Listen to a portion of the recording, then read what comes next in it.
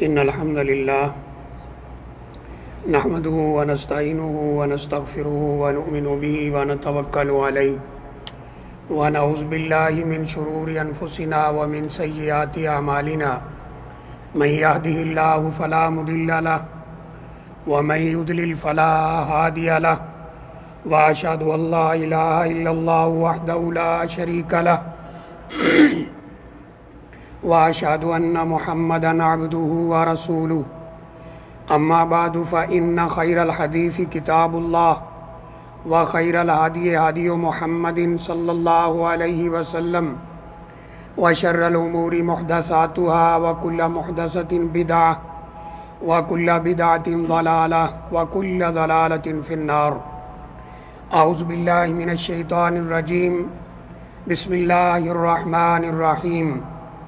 يا أيها الناس اتقوا ربكم الذي خلقكم من نفس واحدة وخلق منها زوجها وبث منهما رجالا كثيرا ونساء واتقوا الله الذي تساءلون به والأرحام إن الله كان عليكم رقيبا. يا أيها الذين آمنوا اتقوا الله حق تقاته ولا تموتن إلا وأنتم مسلمون. قال الله تعالى في القرآن الكريم والفجر وليال عشر والشفع والوتر. وقال في مقام آخر فصل لربك وانحر. وقال النبي صلى الله عليه وسلم ما من أيام العمل الصالح أحب إلى الله من هذه الأيام. قالوا يا رسول الله ولا الجهاد في سبيل الله.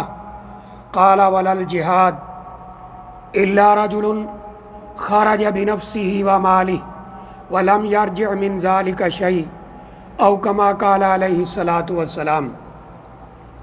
قابل احترام بھائیوں، دوستوں، بزرگوں، ہم سب جانتے ہیں کہ عن قریب ذوالحجہ کا بابرکت مہینہ شروع ہونے والا ہے. اس کے جو پہلے 10 دن ہیں، 1 ذوالحجہ سے 10 ذوالحجہ تک، یہ سال کے افضل ترین دن ہیں. جیسے رمضان المبارک یہ مہینوں میں سے سب سے افضل مہینہ، افضل الشہر ہے، جس طرح لیلۃ القدر سارے سال کی راتوں سے افضل رات ہے، افضل اللیالی. جس طرح عرفہ کا دن سال کے سارے دنوں سے سب سے اعلیٰ دن ہے، جس طرح جمعہ کا دن ہفتہ بھر کے دنوں میں سب سے اعلیٰ دن ہے، اس طرح یہ 10 دن اس سال کے سب سے افضل ترین دن ہیں. اللہ نے قرآن مجید میں ان دنوں کی قسمیں اٹھائی ہیں. والفجر ولیال عشر والشفع والوتر. فرمایا مجھے قسم ہے ان 10 راتوں کی، 10 دنوں کی، وہ طاق ہوں یا جفت، یعنی یہ راتیں بہت عظمت والی ہیں، یہ دن بہت عظمت والے ہیں. اس لیے ابن تیمیہ رحمہ اللہ تعالیٰ فرماتے ہیں پورے سال میں سے اگر 10 دنوں کی بات کی جائے تو یہ ذوالحجہ کے سب سے افضل ترین دن ہے، اور اگر 10 راتوں کی بات کی جائے تو رمضان مبارک کی آخری عشرے کی 10 راتیں.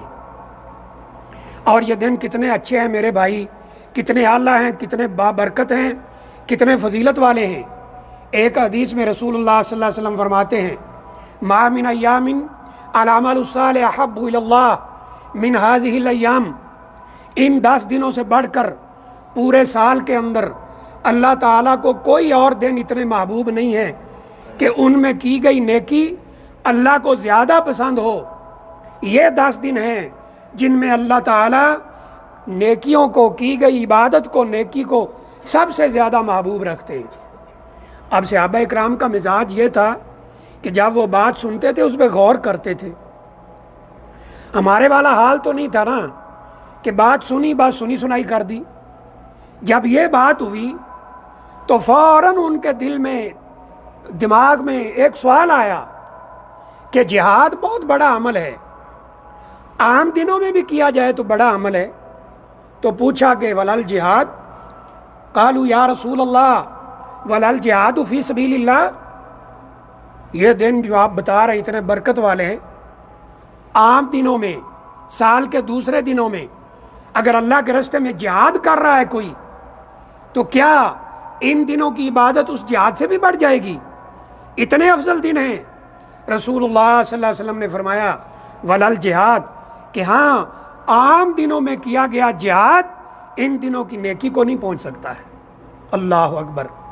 لیکن ایک شکل بتائی، الا رجل، ہاں وہ آدمی خرج بنفسہ و مالہ، اپنی جان اپنا مال لے کر نکلا، مال میں پیسہ، دولت، زادِ راہ، سامان، سواری، یہ ساری چیزیں لے کر نکلا، ولم یرجع من ذلک شیء، سارا کچھ اللہ کے راستے میں قربان ہو گیا، خود بھی شہید ہو گیا، مال بھی گیا، سواری بھی گئی، ہر چیز اللہ کے راستے میں قربان کر دی، وہ آدمی تو ان دنوں کی نیکی سے بڑھ جائے گا۔ اگر یہ نہ ہوا، یعنی وہ شہید نہ ہوا، اس کا سامان، اس کی سواری اللہ کے راستے میں نہ گئی، مطلب حدیث کا یہ ہے، واپس آیا غازی بن کر مال غنیمت لے کر، تو ان دنوں کی نیکی بھی اس جہاد سے بڑھ جائے گی۔ اب سوال یہ ہے، یہ جمعہ کا وقت بڑا قلیل ہوتا ہے، کتنے ہم میں سے بھائی ہیں جن کو یہ پتہ ہے کہ یہ افضل ترین دن ہے سال کے، اور پھر کتنے ہیں جن کو پتہ ہے وہ ان کا ادب و احترام کرتے ہیں اور ان کی قدر کرتے ہیں؟ عام لوگوں کو علم نہیں ہے۔ جب بات ہوتی ہے کہتے لو جی رمضان سب سے اعلیٰ مہینہ ہے، ٹھیک ہے بھائی، وہ مہینے کی بات ہے، یہاں 10 دنوں کی بات ہے۔ ان میں نیکی کے عمل کرنے چاہیے، صدقات، خیرات، نفل، نوافل، تلاوت، اور ممکن ہو تو روزے، کیونکہ آپ سارے بھائی کام کرتے ہیں، ورکرز ہیں، تو ممکن ہے کہ روزے رکھنا مشکل ہو، تو کم از کم ایک روزہ، کم از کم یہ ہے، کم از کم 9 ذوالحجہ کا، جس دن حاجی عرفات میں اکٹھے ہوں گے۔ رسول اللہ صلی اللہ علیہ وسلم کیا فرماتے ہیں؟ صوم یوم عرفہ، عرفہ کے دن کا روزہ، احتسب علی اللہ ان یکفر سنتین، مجھے اللہ تعالیٰ سے پورا یقین ہے ایک روزہ رکھو گے اللہ 2 سال کے گناہوں کو معاف کر دیتا ہے۔ السنۃ التی قبلہا وسنۃ التی بعدہا، ایک سال جو گزر گیا ہے وہ، اور ایک جو آگے آ رہا ہے وہ، 2 سال کے گناہ ایک روزے کی وجہ سے اللہ معاف کر دیتے ہیں۔ لیکن روزہ وہ رکھیں گے جو حج نہیں کر رہے، حاجی روزہ نہیں رکھ سکتے، جو حج نہیں کر رہے وہ روزہ رکھیں۔ بہت بڑا دن ہے، حاجیوں کے لیے بھی انعام ہے، یہ تو ان کے لیے ہے نا جو حج نہیں کر رہے۔ جو حج کر رہے ہیں اللہ پوچھیں گے کیوں آئے ہیں، فرشتوں سے اللہ پوچھتے ہیں کیوں آئے ہیں اس میدان کے اندر؟ احرام کی چادریں، 2 چادریں مردوں نے پہنی ہوئی ہیں، گرد و غبار بالوں پر، شوسن و غبرا، کیوں آئے ہیں؟ فرشتے بتاتے ہیں یا اللہ تو بہتر جانتا ہے، لیکن یہ اس لیے آئے ہیں کہ تو ان کے گناہوں کو معاف کر دے۔ ان اللہ یتباہی بہم الملائکہ، اللہ تعالیٰ فرشتوں کو لے کر قریب ہوتے ہیں اور خوش ہوتے ہیں اور کہتے ہیں، یہ اعلان ہوتا ہے کہ تم گواہ رہنا میں نے ان سب کے گناہوں کو معاف کر دیا ہے، بشرطے کہ حج کی شرطیں پوری ہوں۔ اسی طرح ان دنوں میں ایک عمل قربانی آ جائے گا، آخری دن 10واں دن جو ہے، اور یاد رکھیں اگر کوئی بھائی زیادہ روزے رکھنا چاہتا ہے ان دنوں کے، عید کا روزہ نہیں ہوگا، عید والے دن روزہ نہیں ہوتا، نبی کریم صلی اللہ علیہ وسلم نے منع فرمایا ہے، فرمایا کہ عید کا روزہ نہیں ہے، کیوں؟ یوم اکل و شرب و بیال، عید کے دن تو کھانے پینے کے دن ہیں، خوشی منانے کے دن ہیں، اہل و عیال کے پاس وقت گزارنے کے دن ہیں، عید کا روزہ نہیں ہوگا۔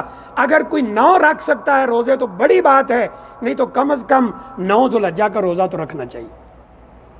پھر ایک قربانی ہے، بہت بڑا عمل ہے، پورے سال میں ان دنوں میں آتا ہے، اور ان 10 دنوں کی فضیلت کی وجہ بھی یہی ہے کہ عبادت کی تینوں قسمیں یہاں اکٹھی ہو جاتی۔ بہت کم لوگوں کو علم ہے کہ عبادات 3 قسم کی ہیں۔ العبادات القولیہ، زبان سے جو عبادتیں ہم کرتے ہیں، تلاوت قرآن، دعا، استغفار، درود، یہ ساری قولی باتیں ہیں۔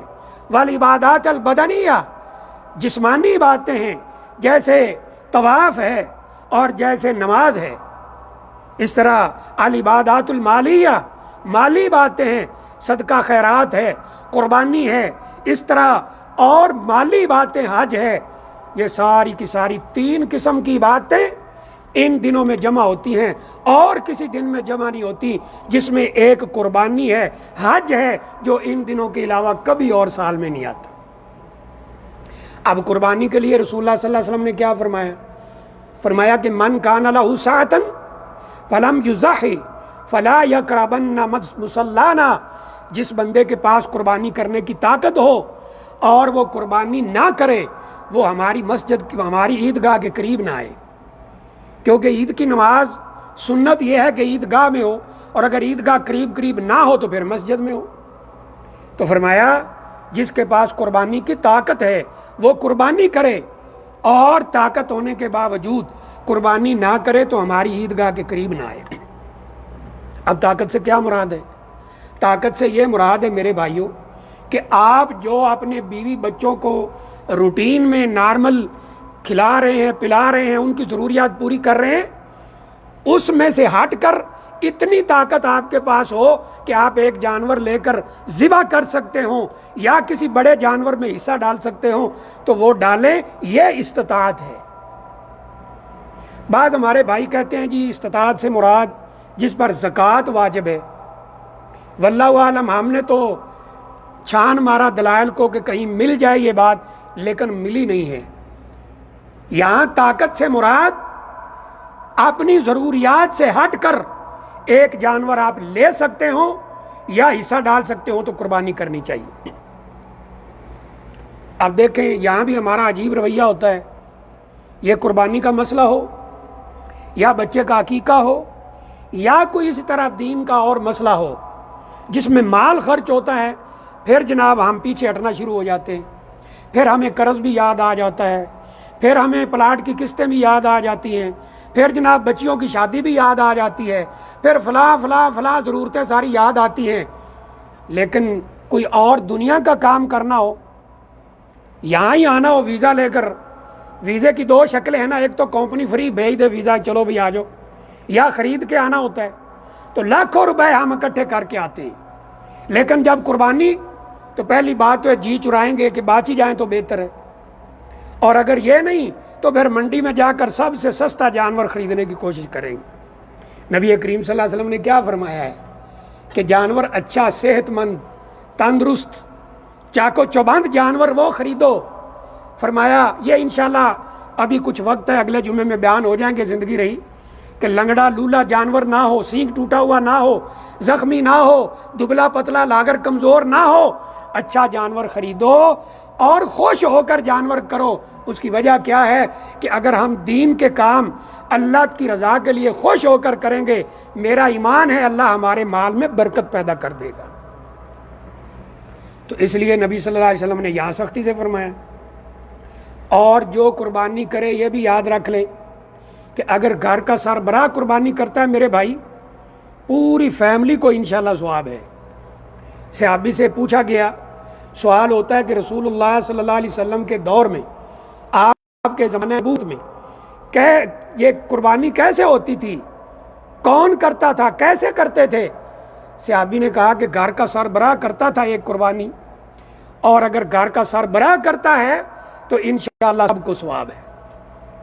آج یہاں ان دونوں معاملوں میں بڑی عجیب کیفیت بن گئی کہ افراط اور تفریط عربی میں کہتے ہیں کمی اور زیادتی۔ یا تو جناب ہم کوشش کریں گے سستے سے سستا جانور، یا پھر ہم نمائش میں آ جائیں گے، کتنے لاکھ کا جانور خریدا ہے، میں نے 10 لاکھ کا خریدا ہے۔ یہ نمائش جو ہے ریاکاری، اس میں کوئی ثواب نہیں ہے۔ اور یہاں بھی یہ گھر کے اندر اتنے لوگوں نے قربانی کی ہے جی، اس نے 10 قربانیاں کی ہیں، اس کی بیٹی نے بھی کی، اس کی بیوی نے بھی کی۔ دیکھیں اگر طاقت ہے اللہ کی رضا کے لیے آپ کریں، 1 کریں، 2 کریں، 3 کریں، اور اگر نہیں تو کم از کم ایک گھر کا سربراہ کرے، انشاءاللہ اس کی وجہ سے ساری فیملی کو ثواب ہوگا۔ اور رسول اللہ صلی اللہ علیہ وسلم کا ایک فرمان اور بھی ہے، جو قربانی کرنا چاہتا ہو اس کے لیے حکم دیا کہ اذا دخلت العشر، جب یہ 10 دن ذوالحجہ کے داخل ہو جائیں، فمن اراد ان یضحی، اور جو قربانی کرنا چاہتا ہو فلیمسک عن شعرہ واظفارہ، وہ نہ بال کاٹے اور نہ ہی اپنے ناخن کاٹے۔ بال سے مراد پورے جسم کے، غیر ضروری بال یا سر کے بال، اور ناخن یہ چاند نظر آنے سے پہلے پہلے کاٹ لیں اگر آپ نے قربانی کرنا ہے۔ تو اس لیے آج شاید یہ کچھ چانس موجود ہے، تو جس نے قربانی کرنا ہے وہ اپنے بال بھی کٹوانا چاہتا ہو تو کٹوا لے، ناخن کاٹنا چاہتا ہو کاٹ لے، غیر ضروری بال اتارنے کی ضرورت ہو وہ اتار لے۔ رسول اللہ صلی اللہ علیہ وسلم نے یہ ہمیں حکم دیا ہے۔ ہاں جو نہیں کر رہا، مثلاً فیملی کا سربراہ کر رہا ہے، تو یہ پابندی صرف اسی پہ ہے، فیملی کے جو باقی ممبرز ہیں ان پہ یہ پابندی نہیں ہے۔ بعض ہمارے بھائی ایک حدیث بیان کرتے ہیں کہ رسول اللہ صلی اللہ علیہ وسلم نے فرمایا جس کے پاس طاقت نہیں ہے وہ اپنے بال نہ کاٹے، ناخن نہ کاٹے، اس کو بھی قربانی کا ثواب ہوگا۔ یہ حدیث ثابت نہیں ہے، اس کی سند ثابت نہیں ہے۔ صحیح بات یہ ہے کہ جس نے قربانی کرنا ہے وہی بال اور ناخن نہیں کاٹے گا، جب نماز عید پڑھ لے گا اس کے بعد قربانی کرنا ہے، اس کے بعد اپنے بال کاٹ سکتا ہے۔ اور یاد رکھیں جس نے قربانی سے پہلے جانور ذبح کر دیا وہ قربانی شمار نہیں ہوگی، وہ عام صدقہ ہو جائے گا۔ اس لیے پہلے عید پڑھنا ہے، خطبہ سنیں، عید پڑھیں، اس کے بعد آپ جانور وغیرہ ذبح کریں اور اس کے بعد آپ اپنے ناخن وغیرہ کاٹ سکتے ہیں۔ اب ہماری پوزیشن یہ ہے کہ ہم یہاں عموماً جو بھائی فیکٹریوں میں کام کرتے ہیں ان کی فیملیاں ادھر نہیں ہیں، تو کیا وہ یہاں قربانی کریں یا پھر اپنے ملکوں میں کریں؟ تو اس میں کوئی حرج نہیں ہے۔ اگر آپ یہاں اکیلے ہیں، یہاں کرنا چاہتے ہیں، یہاں بھی کر سکتے ہیں۔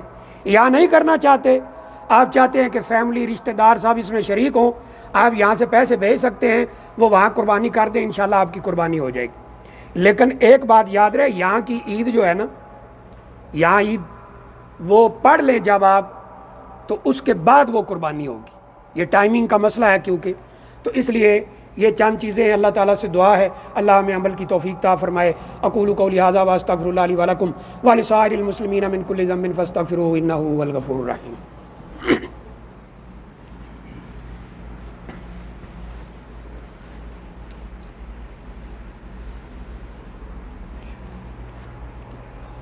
ان الحمد للہ نحمدہ ونستعینہ ونستغفرہ ونؤمن بہ ونتوکل علیہ ونعوذ باللہ من شرور انفسنا ومن سیئات اعمالنا من یہدہ اللہ فلا مضل لہ ومن یضلل فلا ہادی لہ واشہد ان لا الہ الا اللہ وحدہ لا شریک لہ واشہد ان محمدا عبدہ ورسولہ۔ قابل احترام بھائیو، میں نے جیسے عرض کیا ہے کہ یہ 10 دن بڑی فضیلت والے ہیں، ان میں زیادہ سے زیادہ عبادت کا اہتمام ہونا چاہیے۔ اور ایک بات یاد رکھیں، اللہ تعالیٰ پسند فرماتے ہیں کہ اللہ تعالیٰ کی تعریف، تعمید، تسبیح ہر وقت بندے کرتے رہیں، لیکن کچھ خاص ٹائمنگ ہے، جیسا کہ ذوالحجہ کا جب چاند نظر آ جائے تو صحابہ اکرام سے ثابت ہے، یہ سنت ہے کہ عام جگہوں پر، بازاروں میں، گھروں میں، کمرے میں تکبیروں کا اہتمام کیا جائے۔ اب ہم اس مصیبت میں ہیں کہ ہمارے ہاں یہ ماحول ہے ہی نہیں کہ چاند نظر آنے کے بعد صحابہ اکرام تکبیرات کہا کرتے تھے چلتے پھرتے، اللہ اکبر اللہ اکبر، لا الہ الا اللہ، اللہ اکبر وللہ الحمد۔ اور پھر عرفہ کے دن سے نمازوں کے بعد شروع ہو جاتی ہے، یعنی 2 قسمیں ہیں تکبیروں کی، ایک عام ایک خاص۔ ان دنوں میں عام وہ ہیں جب چاند نظر آ جائے تو شروع کر دیں، اور خاص وہ ہیں کہ نمازوں کے بعد شروع کی جائے۔ اب مسئلہ یہ ہے کہ اگر کوئی اس طرح کرتا ہے تو سارے لوگ تعجب سے دیکھتے ہیں، لیکن الحمدللہ جن کو علم ہے، پچھلے سال یہاں بتا وغیرہ میں ایک گاڑی کے اوپر ماشاءاللہ سپیکر لگا کر وہ تکبیریں کوئی ساتھی کہہ رہا تھا، بڑی اچھی بات ہے، یاد کروانا چاہیے۔ اور چاند نظر آنے کے بعد عام تکبیریں، اور پھر خاص تکبیریں شروع ہوتی ہیں نمازوں کے بعد۔ اس طرح قربانی کے لحاظ سے ہمارے بہت سارے بھائی ہم سے یہ پوچھتے ہیں کہ جی کیا میت کی طرف سے قربانی ہو سکتی ہے؟ ہمارے والدین دنیا سے چلے گئے، کیا ہم ان کی طرف سے قربانی کر سکتے ہیں؟ تو صحیح بات یہ ہے کہ جو فوت ہو گیا ہے اس کی طرف سے قربانی کی دو شکلیں ہیں۔ ایک تو یہ ہے کہ وہ وصیت کر گیا ہو کہ میں شاید دنیا سے جا رہا ہوں، عموماً بیماری یا کوئی ایسی کنڈیشن آ جاتی ہے کہ بندے کو بعض دفعہ پتہ چلنے لگ جاتا ہے کہ بس اب آخری ٹائم آ گیا ہے، کل نفس ذائقۃ الموت، ہر ایک نے جانا ہے، تو وہ وصیت کر جائے کہ میرے مال سے میری اولاد قربانی کرے، اس سال یا 2 سال یا ہر سال، پھر تو اس کی طرف سے قربانی جائز ہے کیونکہ اس نے وصیت کی ہے۔ دوسری شکل یہ ہے کہ جو زندہ ہیں اس کے عزیز و اقارب وہ مستقل اس کی طرف سے قربانی کریں، اس نے کہا نہیں ہے لیکن جیسے زندہ کی طرف سے کی جاتی ہے ایسے اس کی طرف سے کریں، تو اس کی کوئی دلیل شریعت میں نہیں ہے۔ ہاں یہ ہم ضرور کہتے ہیں کہ اگر کوئی پھر بھی کر دیتا ہے کہ جی میں نے کر دی ہے یا کرنی ہے، بعض بھائی کہتے ہیں، تو پھر اس کو اتنے گوشت کا یا اتنے صدقے کا جتنے کا وہ جانور ہے یا جتنے کا حصہ ہے اتنا ثواب اسے ملے گا انشاءاللہ۔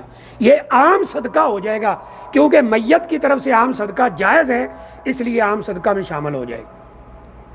ایک اور اہم پوائنٹ ہے، ہمارے بھائی پوچھتے ہیں اور وہ تعجب ہوتا ہے پتہ نہیں ایسے مسائل کہاں سے آ جاتے ہیں، کہتے ہیں جی زندگی میں پہلی دفعہ اگر آپ قربانی کر رہے ہیں تو سب سے پہلے نبی صلی اللہ علیہ وسلم کی طرف سے کریں، کوئی کہتا ہے نہیں اللہ کی طرف سے کریں۔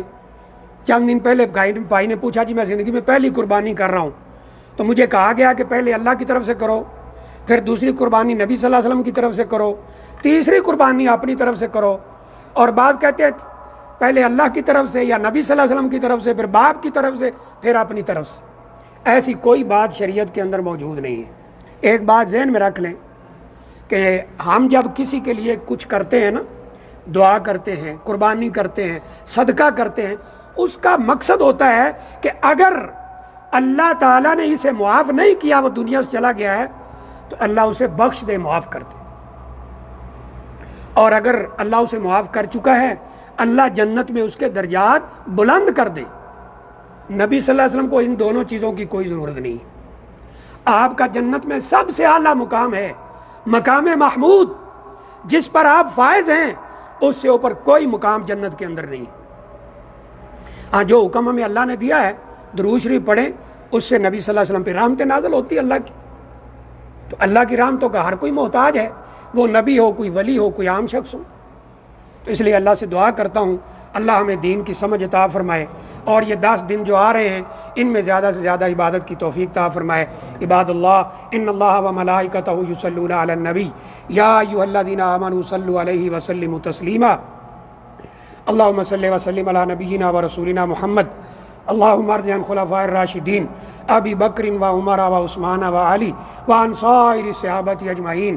اللہم انصر الاسلام والمسلمین، اللہم اذل الشرک والمشرکین، اللہم دمر اعداءک اعداء الدین، اللہم انصر اخواننا المجاہدین فی کل مکان، اللہم انصرهم علی عدوک وعدوہم، اللہم ثبت اقدامہم وسدد رمیہم یا رب العالمین، اللہم انصر اخواننا المستضعفین فی کل مکان، اللہم ردہم الی اہلہم سالمین، اللہم ردہم الی اہلہم سالمین، اللہم تقبل شہداءہم وعاف جرحاہم یا رب العالمین، اللہم وفق امامنا لما تحب وترضى وخذ بناصیته الی البر والتقوى، اللہم طہر قلوبنا من النفاق واعمالنا من الرياء والسنتنا من الكذب واعیننا من الخیانة فانک تعلم خائنة الاعین وما تخفی الصدور، ربنا آتنا فی الدنیا حسنة وفی الآخرة حسنة وقنا عذاب النار۔ عباد اللہ ان اللہ یأمر بالعدل والإحسان وإیتاء ذی القربى وینہی عن الفحشاء والمنکر والبغی یعظکم لعلکم تذکرون۔ سبحان ربک رب العزة عما یصفون وسلام علی المرسلین والحمد للہ رب العالمین۔